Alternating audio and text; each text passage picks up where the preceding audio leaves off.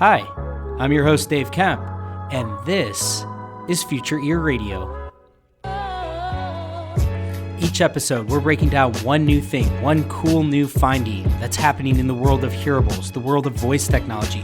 How are these worlds starting to intersect? How are these worlds starting to collide? What cool things are going to come from this intersection of technology?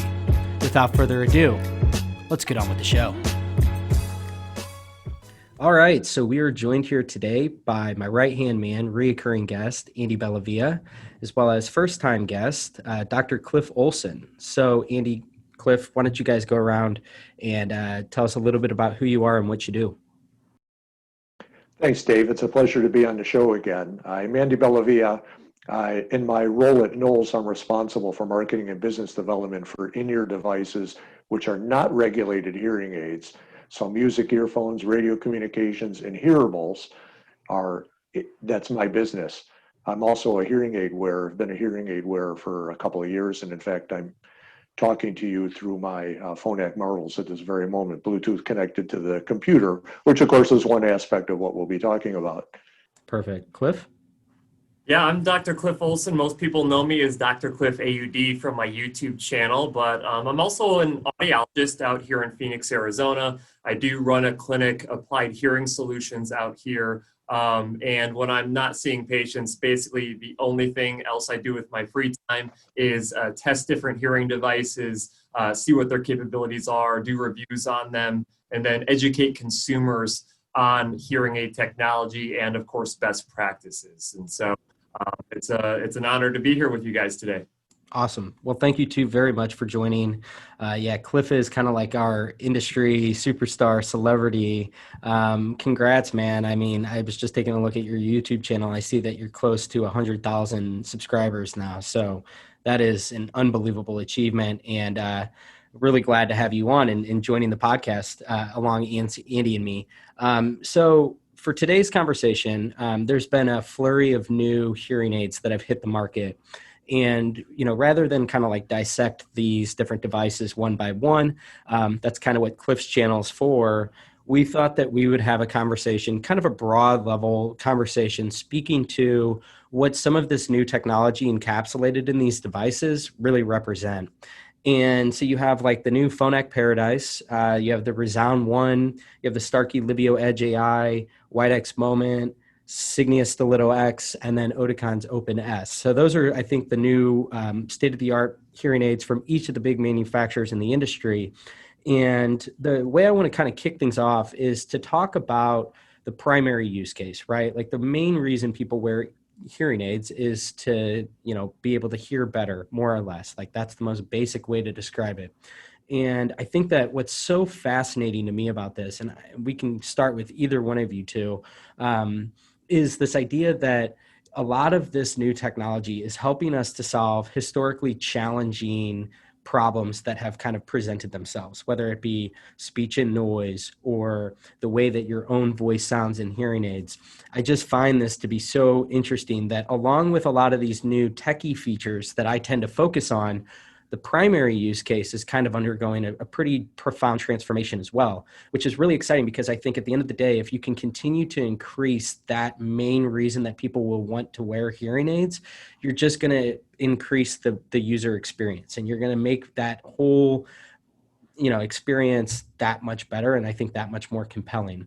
So Cliff, I guess let's start with you. What's your take on some of these new features that have come out and some of the new devices?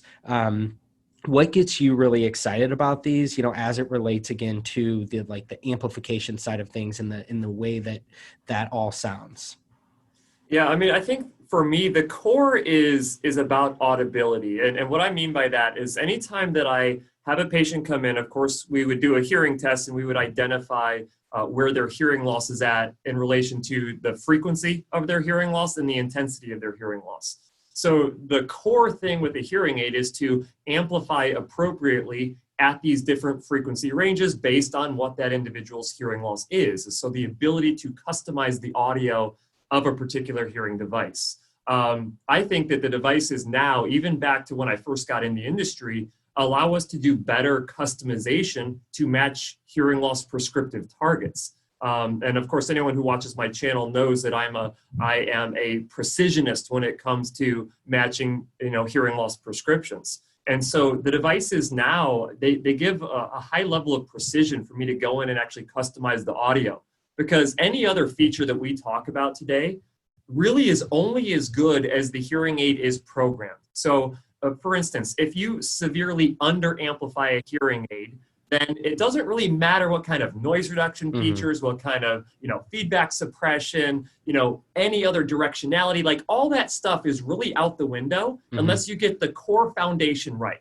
But once you do get the core foundation right, so if you're doing relay verification, you know that you're hitting prescriptive targets, then it opens up this whole world of awesome features that all of these manufacturers have worked really hard to improve upon. And so I think the holy grail that everybody's looking for is the noise reduction, right? I mean, you go into a noisy environment and 9 out of 10 individuals with hearing loss will tell you that, man, when I get into background noise, that's when things get difficult. Like I do pretty good and quiet when I'm facing someone and there's nobody else talking. But I go into these noisy situations like a restaurant or, a religious service where, they're having conversation with a bunch of people, at one time. All those other voices drowned everything else out. And a lot of these manufacturers, and they all take different approaches with it, which is kind of the cool thing. So it's about identifying what particular approach that you identify with, really. And so you go into these noisy situations, and these hearing aids are specifically designed now to key in on the voice of the people that you want to hear. And that has significantly improved over the years. Every single time I review another hearing aid, they're talking about, we have an additional signal to noise ratio improvement over our previous generation that came out 2 years ago. And it's going to get to a point where, a lot of this innovative tech that these hearing aid manufacturers are working on, and I don't think it's just in hearing aids, it goes all over the place. Everyone's trying to solve this problem. You have, headphone manufacturers that are creating, active noise cancellation and all of that is going to improve the noise reduction capability of their headphones. And so, when we see all this progression happening, we're seeing it working its way into hearing aids, which is a really cool thing. And if they can get that part of it figured out, what I call the holy grail, which is going into a noisy situation and having no difficulty, I think that that's going to be a really impressive thing. And we've already made a lot of headway on it. And I think they're going to keep continuing to push that envelope. Yeah, I completely agree. That's so well said, because you're right. Like, one of the cool things about this is you have this myriad of, approaches. And I think what's exciting is that, because of this competition, you're kind of seeing, okay, what's going to win out in certain elements. And I think that kind of like blended approach, you kind of take like, okay, maybe this particular manufacturer kind of had a good approach here. And I think that like, that's going to help to just accelerate the whole movement toward this. Andy, what's your take on this? Yeah, I mean, a couple of good points made by both you and Cliff. I mean, just to cap off the last thing you said, Dave, I mean, there are some people who say the hearing aid manufacturers are an evil cabal who are fixing prices and all this sort of thing. But in fact, when you have 5 major competitors in a market that ships, 16 or 17 million devices a year, that's a very competitive environment. And I dare say that the technology in hearing aids is accelerating more rapidly than they are in consumer earphones and hearable devices. All of the different things that Cliff just described, and even some of the outside features, like I think of the Bluetooth connectivity in mine, that the fact is that I can run these, very comfortable, very discreet devices in my ears for 18 hours on a single charge, and be Bluetooth to my computer or my phone all day long, and very robust Bluetooth too. And when I'm streaming a podcast, I can do what very few hearable companies can do. With a touch of the button, I can vary the mix between reality audio and streaming audio. These are very, very advanced features, and the hearing aid companies are very much pushing the envelope. And what Cliff had said about the role of an audiologist in getting the core functionality of the hearing aid correct, I think is 100% spot on. And I think of my own experience when I first got mine. When I first got them, My audiologist had to turn them down because it was too much to bear, actually, And then a couple of weeks later, she put them where they belong. And first time I went to church after that, when the choir got going, when the altos got going, I was getting distortion in one ear. And to me, I mean, I've been a music guy my whole life. It sounded 100%, like the driver, the speaker inside that hearing aid had gone bad. Totally sounded like that. I went back to my audiologist and described that, and she says, well, I'll check it, but it's not going to be the driver. It's not going to be the speaker. It's going to be your ear. And so after she checked it and it was okay, then we had some discussion about when I experienced the distortion and so on. And she's able to selectively change the compression on the channels of my affected hearing range. And so I could still get the best speech audibility, not just turning down the volume on everything, just making subtle changes to the compression in the area where I couldn't take full amplification to get an optimal hearing response, despite the fact that that ear is, damaged beyond full amplification repair, if you will. And that's the role that the professional plays, and that will never go away either. I mean, for mild situational hearing loss, yeah, a simple amplification and filtering device you can buy off the shelf, great. But when you have severe or unusual kinds of hearing impairment, you're always going to need that sort of professional assistance. Yeah, I think that, this idea that the professional assistance, I think, is such a good point here, because in so many different ways, this is enabling the providers. You described this scenario where you're at church. I mean, I think that what's so cool about this is that, you can have in so many of these different devices now with the companion apps. I'm not saying that you pull up the app in church itself, but you can kind of like in real time almost have a conversation with your audiologist where you're, kind of describing what's going on, and you can have these remote that they can make these adjustments on the fly in real time. And I just think that's like representative of where this is going, where, the provider in so many different ways represents kind of like the shepherd and the expert, right? Like they're the ones that are in charge for helping you to have that optimal experience and make sure that, just like you said, where you're convinced in your mind, like, oh, it must be that the driver's distorted. And in reality, she's helping you to understand that, no, in fact, it's actually this, just like, you're kind of like re-experiencing what it's like to hear these sounds again. And it's almost alien to your brain to hear these again. And what's exciting though, is that I think that the technology is becoming so conducive for the providers to connect with their patients and be able to have those kind of conversations in real time. The other thing that I think is really interesting that's going on right now is that, we've basically seen, you had the made for iPhone moment kind of thing that happened about 10 years ago in this industry, where the connectivity became a thing.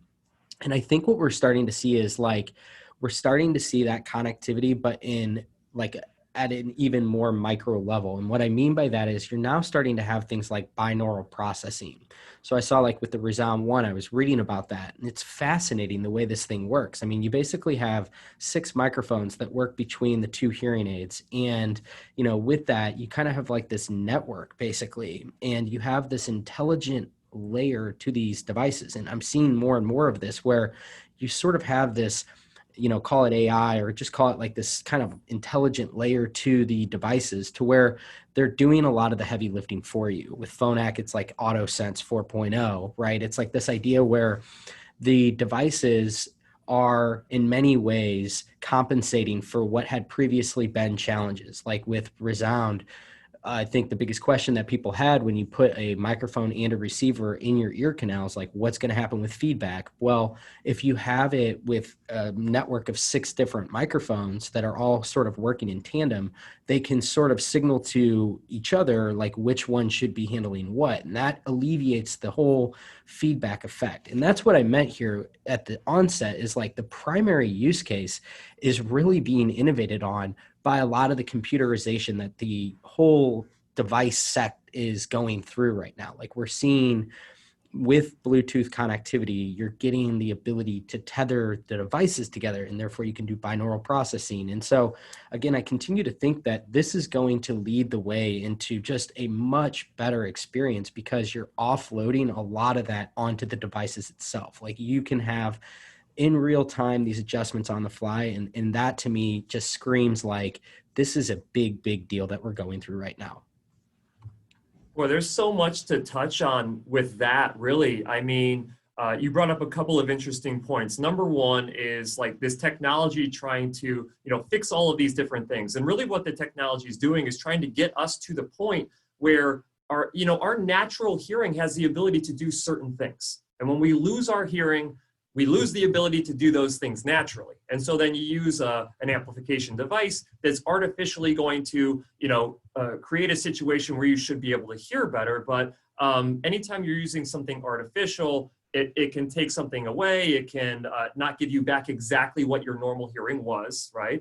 One of the things when you're talking about this binaural processing is binaural squelch, right? So you're talking about the Resound One device and this aspect that the hearing aid will be able to determine which ear is getting the better signal to noise ratio and then favoring that particular ear. Well, that is exactly what the human ear and brain will do with a normal ear. It will favor the side that gives you a better signal to noise. Yes. And so they're taking technology to try to replace that natural effect. And that doesn't stop there, right? This whole idea of having a microphone inside of your ear canal gives you back your pinna effect, which helps you in a background noise situation, helps you with directionality, helps you with all those things, right? So these manufacturers, the other cool thing about them is you're talking about the concept and the introduction of made for iPhone technology, something that was done, I want to say I fit my first one back in 2014. So we're looking at around a little over 6 years ago at this point. And the cool thing is that we've learned a lot from that point. And a lot of these manufacturers who are incorporating this made for iPhone or made for any phone, whatever type of technology, they were having to forego this binaural processing, giving up something else to get something, right? And now we're starting to embark in this journey in technology where now they don't have to eliminate one thing to get something else. They've learned enough. They now have the computing power. They've been working hard at it. They're always innovating. And now they have the ability to learn from what they've done in the past, which builds on the next thing. So stuff that, we complained about as hearing care providers back in 2014 because, the hearing aid gives up this, or, it's not that good yet. We need to go through that phase in order to get where we are now. And if we're excited about what's right now, just think in 6 years from now, the stuff that we're talking about right now and complaining about maybe even right now is not going to be a problem in 6 years because these manufacturers are taking this information and this innovation and they're improving on it year over year. I completely agree. The tech is racing along so quickly, and I see a cultural convergence with hearable devices as well. When you see Apple, for example, is now going to build into AirPods Pro, situational hearing assistance. Now you're building a big awareness in the general population for hearing loss issues, right? Everybody will say they can't hear in a super loud restaurant, but the stigma associated with that is going to start breaking down. There was the recent Facebook blog post with Facebook Reality Labs on how they're working specifically on the restaurant problem. And even more telling, every year Qualcomm, who's the largest manufacturer of Bluetooth chips for earphones, smart speakers, hearable devices, they do an annual survey called a State of Play report, and they just released a new one yesterday. And one thing buried in there is that 40% of the people they surveyed, and these are ordinary consumers now, are interested in automatic hearing assistance. So when you walk into a loud restaurant, their hearable device will automatically kick into hearing assist mode. 40% of the people say they want that. And to me, that end of the convergence of hearable tech and hearing aid tech foretells the breaking down of the stigma finally, so that more people will get their hearing loss addressed at whatever level it exists at the moment. I mean, that's what's so exciting here, really. I mean, that's what gets me so excited about this is that I think what we're really trending toward is, like you said, Andy, is the death of the stigma, right? Like this negative stigma, I see its end in sight. because what we're really seeing is that these are becoming in many ways lifestyle devices, right? Like hearing aids today, I think the connotation have that the providers in particular have an opportunity to really retell the story of why you would get one of these devices. And I think that just to Cliff's point at the beginning of the conversation, where when you solve the main use cases here, when you really optimize that primary use case, without doing that, nothing else really matters, because you're going to put one of these on, particularly for the like lower ends of the market, mild, moderate. You're actually, that threshold, the user threshold there, their tolerance is really low because they don't perceive it as being much of a problem. So, if you even get them to the point to where they're considering a device, if they have a poor experience, the way that it sounds, it's just like the overall experience isn't great. Everything else is kind of moot. But when you solve that, that's when things I think are really going to start to get interesting. And you're going to see this across the whole spectrum of devices, because this whole idea, I think it's a convergence of not only the devices, but it's also of what's happening with the internet in general, right? Like you touched on it earlier, Andy, but like I think that you'll have a increasing amount of people that will seek out these types of devices that they can wear for extended periods of time, because they now want to kind of dip in and out of the audio internet, right? Like you have instances where, whether it be maybe you're a big fan of YouTube and you want to just be kind of like quickly perusing what's going on in there. I would imagine that as time goes on, in the same way that Bluetooth connectivity became more and more of a standard within the industry, and it became a expectation among the consumer base, I think you're going to have a lot of this stuff become expectations as well. Like we're seeing with the voice assistant, like being able to just tap on your ear and being able to access that. Now that might be a novelty today, but you can see a future where that's something that a lot of people just come to expect and as part of the overall experience. The ability to, like I said, kind of like just quickly listen into a YouTube video that you're pulling up, or seamlessly stream a podcast while you're out and about working throughout your day. Those are the kinds of things that are, like, in my opinion, they're like the gravy on top, but they're the things that are going to drive a lot of people, again, to say, I've tried this thing. It's actually amazing. It sounds great. And it allows me to do all these things. Like it's a conduit into a much broader set of use cases.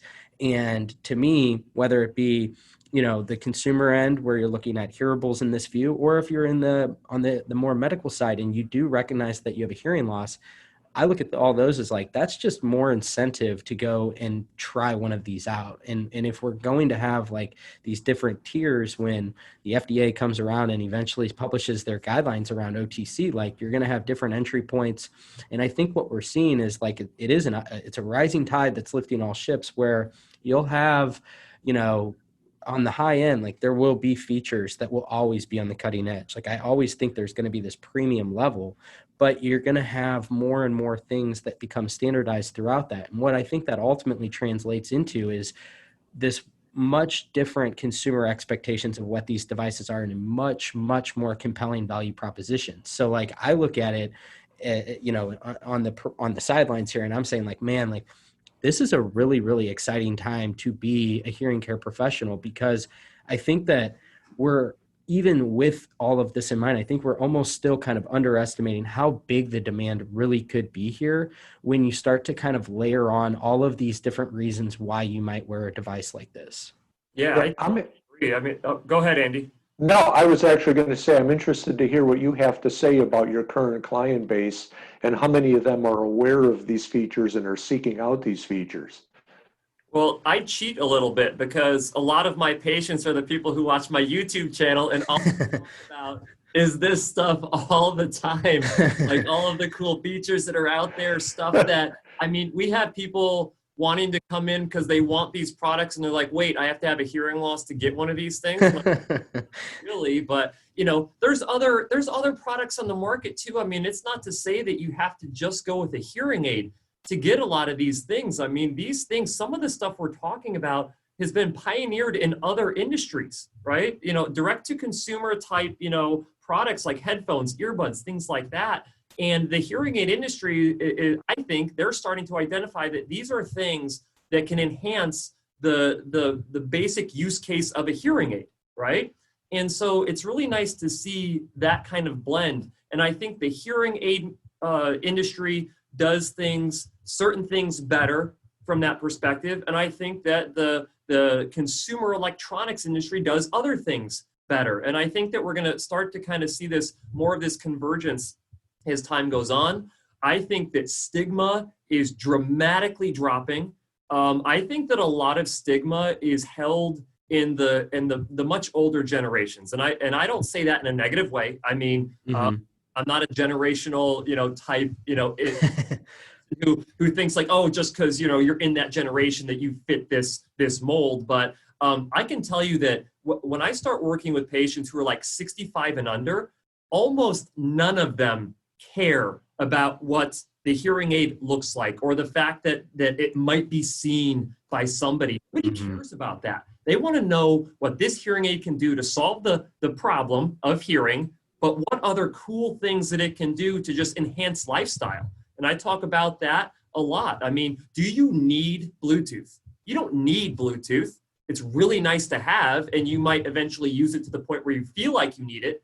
As much as I, need this smartphone here, I don't need this smartphone. I want this smartphone. I want that it does for me, but I don't really need it. So, the question becomes is, are the things that are coming out, are those things that people are going to want to have? And I believe that they are. So I'm going to beg to differ with you a little bit on the Bluetooth specifically, especially in these pandemic times, okay? Because listening to a Zoom meeting through the speakers of my computer is nothing like having hearing corrected audio delivered directly to my ears. The intelligibility is 100 times better when I stream them directly to my hearing aids and not using the microphones to listen to a speaker. And phone calls are the same. Now, I've never tried it with a telecoil, the classic method, right? But phone calls taken through the hearing aids, and that's would apply to made for iPhone as well as the Bluetooth that I have. But the intelligibility of a phone call is fantastic through them. And so I would say actually that the connectivity is not just a nice to have for a hearing impaired person. It's really a game changer in terms of being able to function in a digital world. Well, I would concede to you on that one. I would make the slight argument that we've had the ability to do telecoil, right? We've had the ability to do that. We've had the ability to use near field magnetic induction for years of taking audio and putting it directly into hearing aids. But you're right. I think that is definitely a game changer for a lot of people, depending on what they're looking for. And for individuals like yourself, who you do a lot of this, interactivity with different electronic devices and being able to hear that direct audio input, both from your computer, your phone, your TV, perhaps, are absolutely a game changer. And yeah, I think that you're both hitting on something here, though, which is that this whole the way that we even perceive these things has changed. It's no longer just like, this is something that's going to allow for me to enhance my ambient environment. Like, there's a digital side to things too. And I think to Cliff's point, at the end of the day, a lot of these things are kind of quote unquote nice to haves, but I think it's that the threshold in which you look at that is like, at what point does it become something where, how thin is that line between a nice to have and a need to have?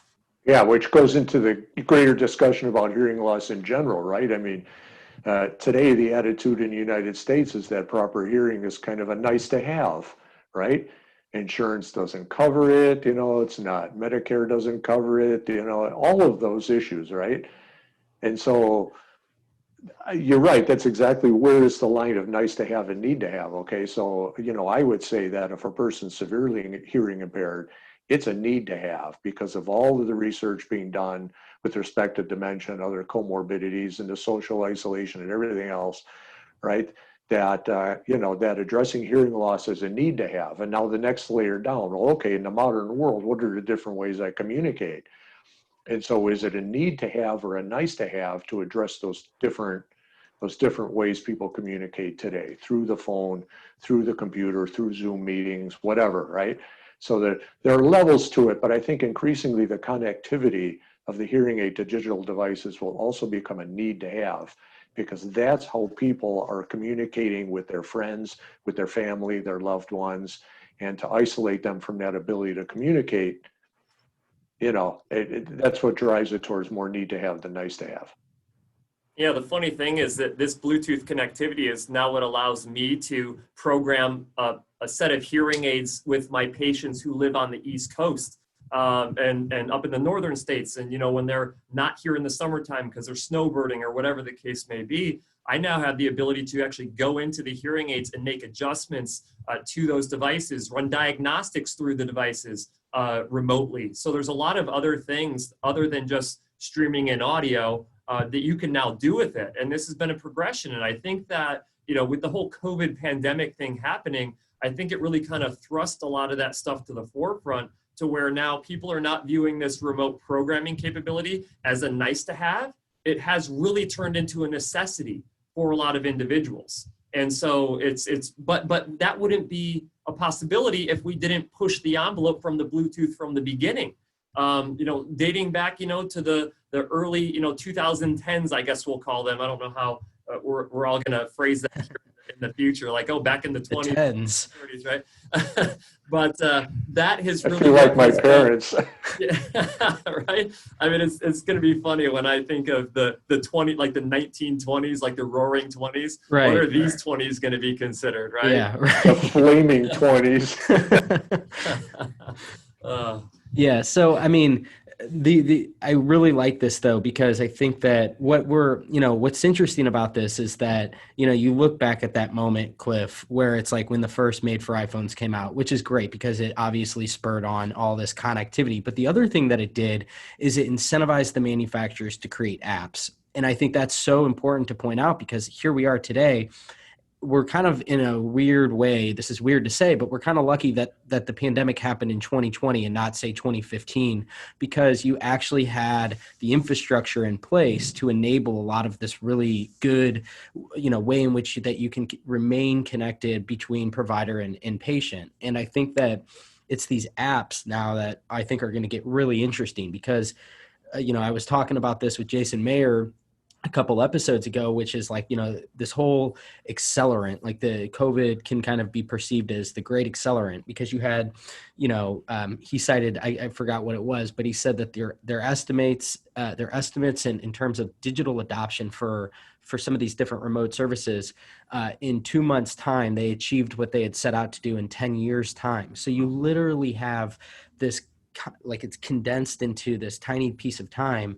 And so now the question becomes, well, what happens? And I think that this whole idea of being able to facilitate your expertise in a much more conducive manner, like I feel like for you in particular, Cliff, given that you're really ahead of, I think, like the curve here on this, where you understand that there's so much value here, in that if you can access that value more efficiently, and you can more or less spread that value out across the country, whoever it might be. Again, it comes back to this kind of recurring theme I've been having on the podcast lately, which is this is all kind of setting up for a really, really potentially opportunistic time and fortuitous time for the professionals, because not only is the technology getting so good, but the infrastructure and the plumbing in terms of how you connect one to another is getting so good too. And so therefore it allows you to facilitate that connection and that value. And I just look at it as if you're a provider that is on the forefront here, that's willing and embracing all this new technology, it's setting you up to really kind of be a service-oriented business model, as opposed to just selling devices. Now you can really kind of flip the whole equation to obviously you're still going to sell devices, and that's going to be a big part of your revenue. But I think a really big part of it too is going to be on your time, more or less, and your expertise. That's what it was from day one. When I started my clinic in 2017, my main focus was, I am not going to be a dealer of hearing aids. I'm going to be the expert that people rely on to make those hearing aids work the best that they possibly can, right? And be an advocate for my patients in order to get them the highest amount of benefit possible. And, I think that the tide is going to change with it. You don't come to me if you just want to get the lowest cost of a hearing aid. I can't do that for you. right? You're going to spend money with me so I can optimize things for you. And so when you are across the country, I can make adjustments for you. I can facilitate repairs. I can do, all of these other things that you can't get just by getting a hearing aid online. And to be honest with you, I don't begrudge anyone who wants to go online and buy a hearing aid. If you know what you're giving up by going direct online and not having a hearing care professional work with you, I'm totally okay with that. But if you end up, the things that you're looking for, if you can't get them that route, then you need to find a hearing care professional who's going to take the time and have the expertise and the professionalism to know what they're doing, to understand all these different technologies that are out there, to identify the right piece of tech for you as an individual. And if that's what you want, then you need to go to someone who knows what they're doing and who's going to be following best practices in order to do it. But, going back to the aspect of, utilizing this technology that we're lucky it happened in 2020 instead of back in 2015. Well, the remote care side of things, I mean, we're talking, I don't know how many years ago it was, but I was speaking with Dave Fabry at Starkey, and they had the ability to do some like remote adjustments, like using like the old modem, beeps when you hold the phone up Yeah.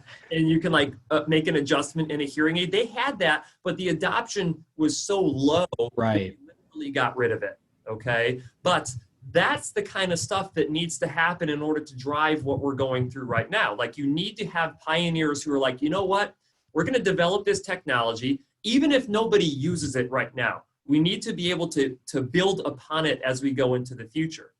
And I think that there's certain manufacturers that, I think 2018 I think maybe early 2019 is when I made my first video talking about remote programming of hearing devices. But as soon as devices came out that had that capability, I adopted it right off the bat. I set up every single one of my patients with it to where if we ever potentially needed to use it, we had it there. So then when COVID hit, it was like we just hit the ground running. It wasn't a problem.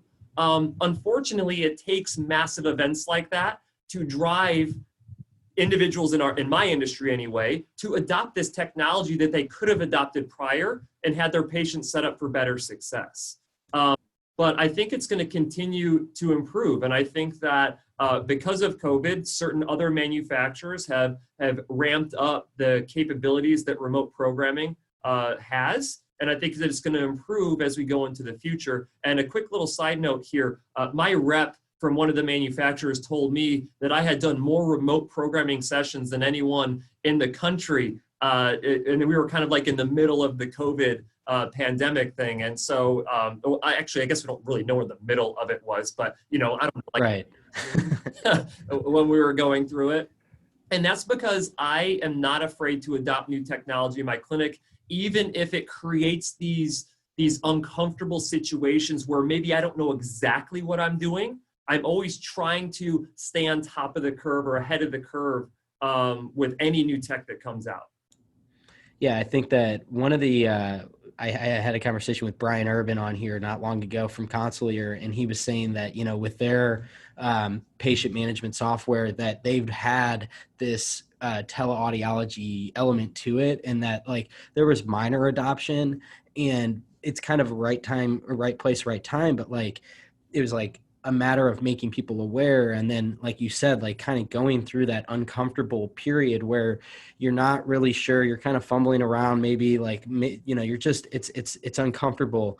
And I think that I really hope that this period of time is a period where, the people out there, like in any walk of life, is using this as a way to kind of like prepare for anything that goes in the same vein as what we're going through right now, where you're just diversifying the way in which you can do business. And I think that that's what's exciting here. And that's what I meant by like, we're lucky that it's 2020 and not 2015, is that all that technology exists, like all that plumbing exists. And it sounds like it's existed for a long time, but I think that's what's encouraging, is that the onus is really on everybody out there to take it upon themselves to learn this and figure out like what makes sense. And I've had a lot of really encouraging conversations with all kinds of different audiologists and hearing professionals that have taken it upon themselves to do just that, like to your point, learn how to, properly do these kinds of things. And what's exciting is that I think when we get on the other side, like some of the conversations I've had, it sure seems like there are going to be elements of this that will remain. Like I've had people say that it's a whole lot more efficient to have like an upfront consultation that's done in a remote setting where you're walking through like, okay, let's get a feel of what you're looking for. A big thanks to you. A lot of these patients today are really informed about what they're looking for. So they have an idea of that. And I think that it just speaks to this idea that you can like better optimize your practice and your in just your business by leveraging some of these new technologies to your advantage, so that whether it be an in-person visit, you're actually using this technology able to optimize that better, because rather than taking 30 or 45 of your precious time, minutes of your precious time, you can do everything that you were going to in 15, because you had one of your front office staff or somebody kind of just like vet exactly what it is that they're looking for. So I think there's a lot of like really, really interesting ways that this stuff can be used, even beyond a period of time that we're in like today, where we're kind of forced to having to do it. Well, and I think patients are increasingly going to demand it. You could see this coming. The VA, the Veterans Administration in the US, had started telehealth services a couple of years before the pandemic. And it was growing rapidly because they serve disabled people, they serve rural people who are far from the providers. And so already that population was getting used to and comfortable and appreciating the benefits of telehealth services. And of course, the pandemic just accelerated all of that. And so in hearing care too, it's really, it's here to stay. I mean, think about a person who's disabled and has a hard time getting to their hearing care provider. Well, Dr. Cliff can take care of them, no problem, right? Or think about somebody who lives in a small town in the middle of Illinois and their nearest provider is 50 miles away, right? Not an issue, not an issue. And that will also help break down the barriers to getting appropriate care for those people. And even people like me, I'm in the middle of a busy workday, or I'm traveling and, I have some difficulty. Why can't I, have a remote session with my provider? These are the sorts of things that I think increasingly people will come to expect. You talked about under 65-year-old people, Cliff, and how they have no stigma and they really just want to solve a problem and they want to understand what it takes. Well, I think those same people are the ones who are going to say, why do I have to take off of work and drive to an office when there's something is completely within the capability of a remote service provider today? So both from the accessibility and the convenience standpoint, I think it's a seminal change that will stay. Yeah, and I think, just like everything we've talked about thus far, I think it's a progression. I made another video talking about the limitations of remote programming, basically a rant about like, well, I can't do this, I can't do that, I can't do this other thing. But I think that there's a blending that happens right now. And I think that as the technology progresses into the future, because when you really think about it, we're still super early on all this stuff right now. And with the rate of progression of tech, I expect to see it ramp up and get even better and more robust as time goes on. But in order for it to do that, we have to keep up the use of it. And the other thing is that I have a unique insight in the sense that, so I have a network of providers who have committed to following best practices. And so consumers know this, and they'll reach out to me and say, hey, Dr. Cliff, I really wanted to go to this provider, but they don't say anything about doing remote care on their website. So I don't think I can go to them because I really want a provider who can do that. And I'm like, geez, like the consumers are looking specifically for certain things from hearing care providers. And we have to do a good job of letting these individuals know that we have the capability, and we can't shy away as a hearing care provider from these new technologies that you might feel uncomfortable with because you feel uncomfortable with them. Like, people want them, and it's our job as a professional to stay on top of these changes and to go through the pain of learning them. And if we don't do that, then the consumer is going to go to the person who is, and that person will be more than happy to take that patient. Yeah, that's very well said there. And I think you're right. Like, it's like we're at this seminal moment where the game has changed. Like, the expectations have changed. To Andy's point, and Cliff, your point, like this idea that the status quo, it's not sufficient in a lot of different consumers' eyes anymore, in a lot of patients' eyes. Like, they are now looking for this stuff, and unless they meet these things, I think that it's like a non-starter. And so, like, as a business owner, you don't want that. You don't want to just immediately be dismissed by this. But I think that ultimately, just like you said, Cliff, like, we are in a progression, and I think that's what's so exciting is, like, you're right. Like, you go back 6 years and you think about the state of not only the technology of the hearing aids, but like the connectivity and the apps, and everything has become just dramatically better and cooler and just more empowering to the patient. And so I think it's going to be super exciting to watch this play out over the next 5 years, because again, I'll just keep reharping on this. This is an awesome time to be involved in this industry. I think that you look at all of these converging trends that are happening right now, whether it be an advancement of the actual hearing aids and the ways that we're actually starting to solve some of these like historically challenging things like speech and noise, and like you said, the holy grail.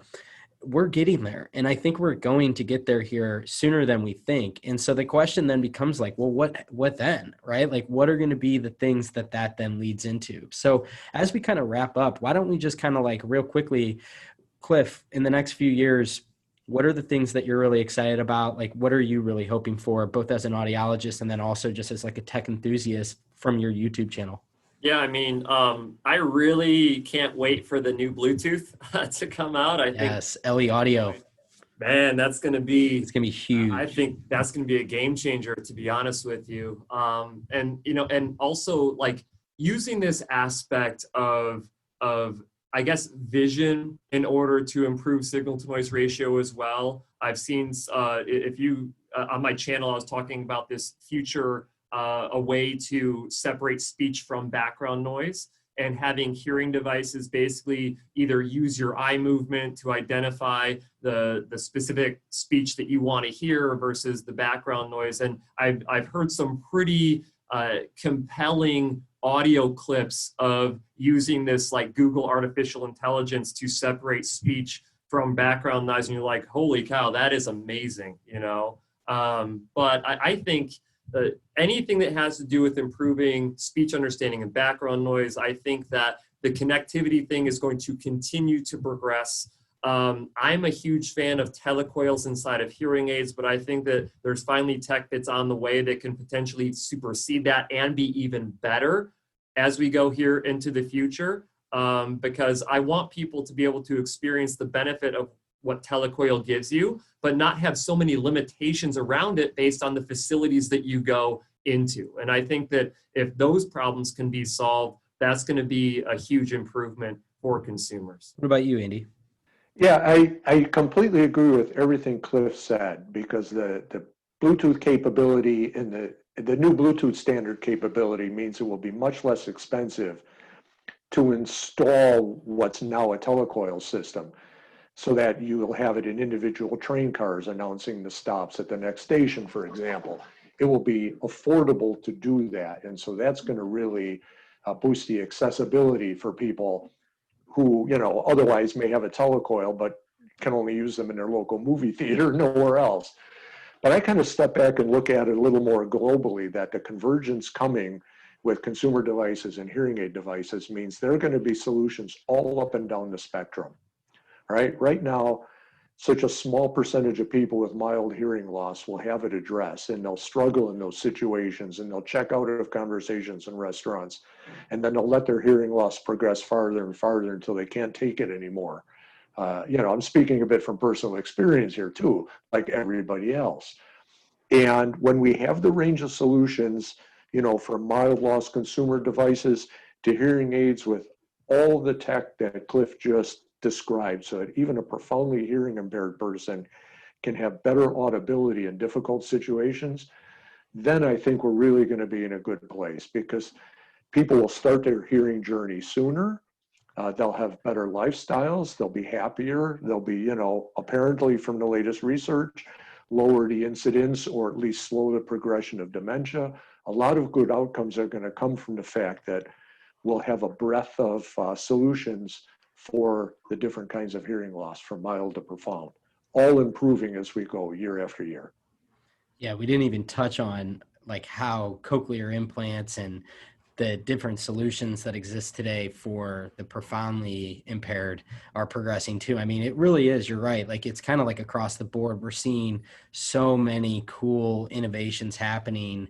And for me, I think that, it's going to be really, really interesting when you start to see some of these major tech players start to get involved in this space in a more meaningful way that, kind of like what Cliff touched on there with like Google and some of the different ways that it can use all of its AI prowess, like whether it be with machine learning or just all of the different capabilities that has, Facebook getting into the mix, Apple, Amazon's going to be involved in some way. So that's, I think, going to be interesting to watch too. But regardless, I think that the providers and the patients are ultimately going to be the ones that really win here, because I think that we're shaping up for way more consumer demand, whether it be for the low end and just getting something and it kind of being an inverted value proposition where you have it being more features first and then the amplification's kind of like a secondary use case,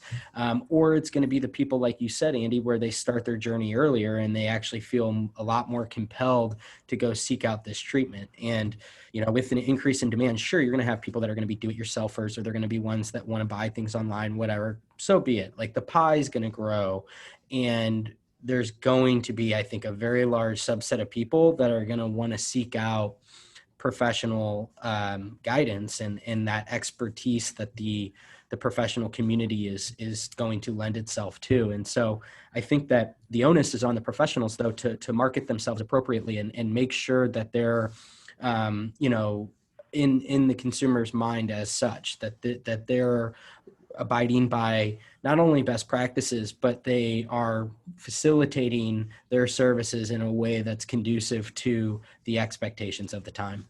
Well, cool, guys. Well, thank you two very much for joining me today. Thanks for everybody who tuned in here to the end, and we will chat with you next time. Cheers. Thanks for tuning in today. I hope you enjoyed this episode of Future Ear Radio. For more content like this, just head over to futureear.co, where you can read all the articles that I've been writing these past few years on the worlds of voice technology and hearables and how the two are beginning to intersect. Thanks for tuning in, and I'll chat with you next time.